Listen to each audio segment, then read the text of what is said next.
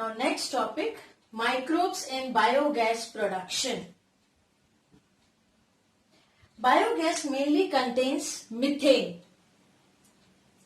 Now biogas production involves three major processes: anaerobic digestion or hydrolysis, acetogenesis or acidogenesis, and then the third process is methanogenesis.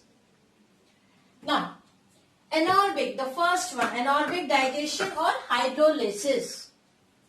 Anaerobic digestion occurs by anaerobic bacteria like Clostridium and Pseudomonas. In this process, complex insoluble polymers are converted into simple soluble monomers. With the help of bacterial hydrolytic enzymes. With the help of bacterial hydrolytic enzymes. Now, monomers are formed from the polymers. Now, these monomers further converted into organic acid, mainly acetic acid, by enzyme of acidogenic bacteria. Right? So this one is the second step here. Now, finally, acetic acid is transformed to biogas by the enzymes of methanogenic bacteria.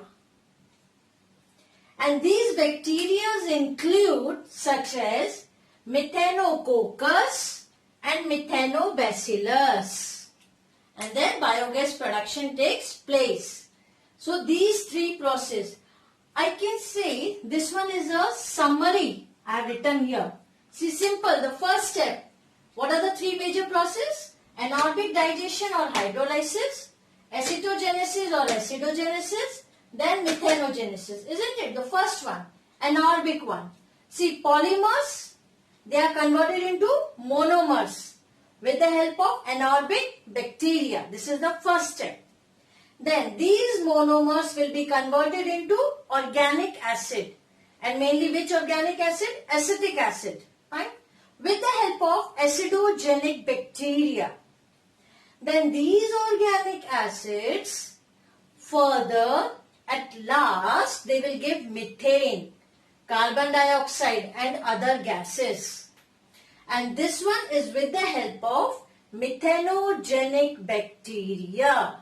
So the whole process of formation of or production of biogas, summary in these three steps. Fine?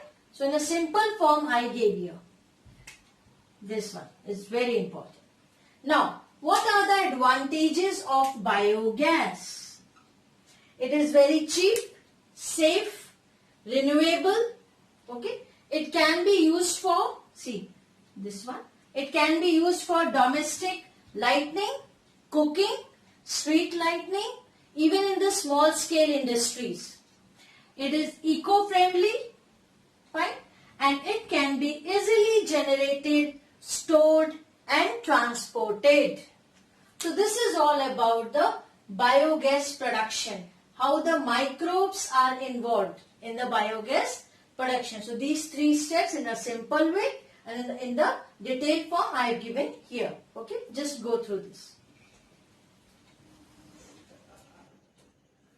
Now next subtopic is microbes as biocontrol agents.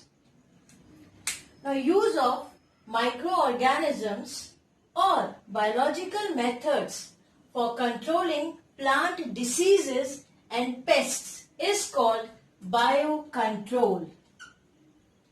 Now example of microbial biocontrol agents is Bacillus thuringiensis.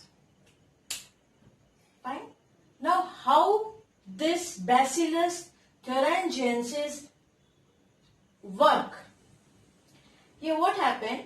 Dried spores of Bacillus thuringiensis are mixed with water and spread onto vulnerable plant such as cotton, brassicas. So when insects larvae eat the leaves, they get killed as toxins are released in their gut by the bacteria. So in this way, this biocontrol agent works. Now, microbial pesticides and their host ranges. Okay. Now here the first ones, I have drawn here the table.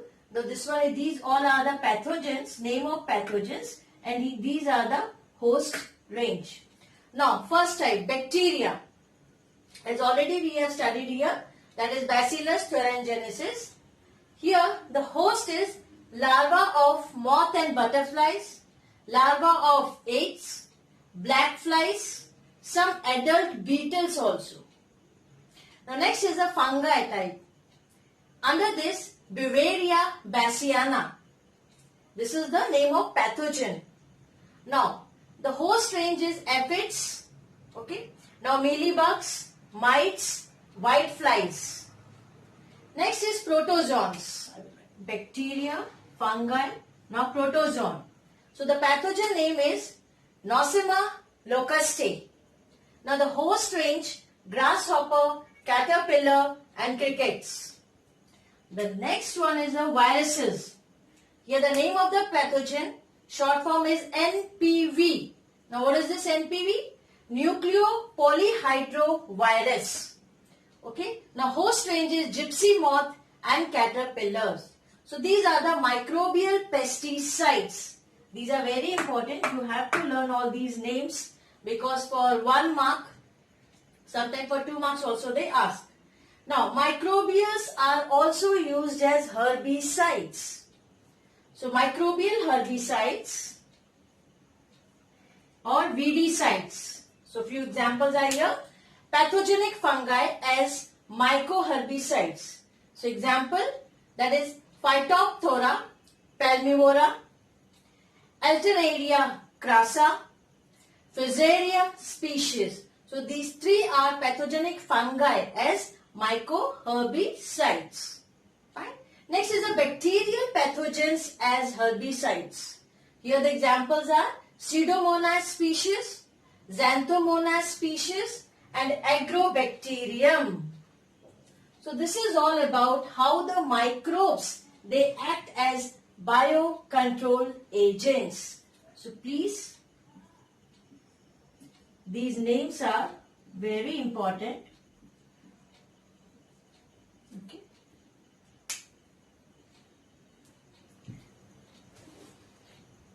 Now next topic, microbes as biofertilizers. Now first of all, what is biofertilizers? Biofertilizers are substances that contain microorganisms which, when added to the soil, increase its fertility and promotes plant growth. So they are the biofertilizers. Now types of biofertilizers. So there are 5 types of biofertilizers: nitrogen fixing biofertilizers, phosphate solubilizing biofertilizer, compost making biofertilizers, cyanobacteria as biofertilizers and fungal biofertilizers. So one by one we will go into the detail of each type. The first one is a nitrogen fixing biofertilizers. Nitrogen fixing microorganisms, also called as diazotropes. They are of 2 types, symbiotic and non-symbiotic. Now under symbiotic, example is Rhizobium, Anabaena, Frankia, and they are associated with roots of higher plants. So these are the names. Okay. Now non-symbiotic, example Azotobacter, Nostoc, Clostridium and Basankia. So these are the types of non-symbiotic nitrogen fixing biofertilizers. Now come to the next is a phosphate solubilizing biofertilizers. Here the examples are Pseudomonas striata, Bacillus polymexa, Agrobacterium, Aspergillus species. So these are the examples of phosphate solubilizing biofertilizers. Next is the compost making biofertilizers. This one.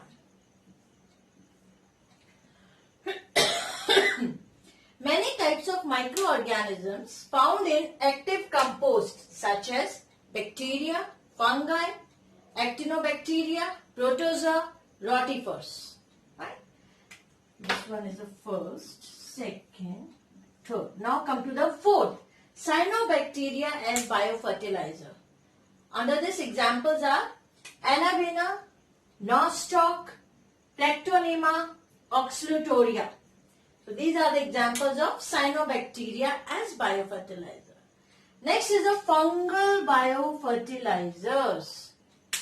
Mycorrhiza is a fungus. It forms symbiotic association with the roots of higher plants. And there are two types of fungal biofertilizers, ectomycorrhiza and endomycorrhiza. Now what is this ectomycorrhiza? They have well-developed mycelium which forms mantle on the outside of the roots. And because of this, there is an increase in the surface area of roots for the absorption of water and minerals from the soil. Okay, so this is the function of ectomycorrhiza. Next is the endomycorrhiza. This grow in between and within the cortical cell. Cortical cell means cortex of roots. Fungal hyphae penetrates the cell and form vesicles. Hence, they are called VAM. V-A-M. Vesicular arbuscular mycorrhiza. Okay. Now, this is all about the types of biofertilizers. Fine. Now come to the next, few biofertilizer microorganisms. Here the first one, Rhizobium. Under that example is Rhizobium leguminosarum and Rhizobium fascioli. Next type of microorganism is Azotobacter. Then Azospirillum, Anabaena, Azolla. So these are the biofertilizer microorganisms. Okay.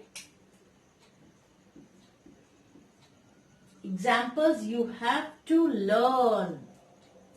Now next is the benefits of biofertilizer. Last subtopic. Now what are the benefits?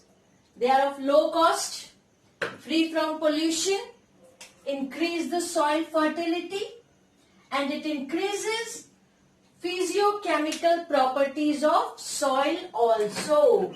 So those are the benefits of biofertilizers. Yeah? So in this way we have finished microbes in human welfare. Under that whatever we have studied, see the microbes in food preparation, role of microbes in industrial production, then microbes in sewage treatment, microbes in biogas production, microbes as biocontrol agents, and the last one is microbes as biofertilizers. Okay, so just have a look at this one. All the underlined names, they all are very, very important. Thank you.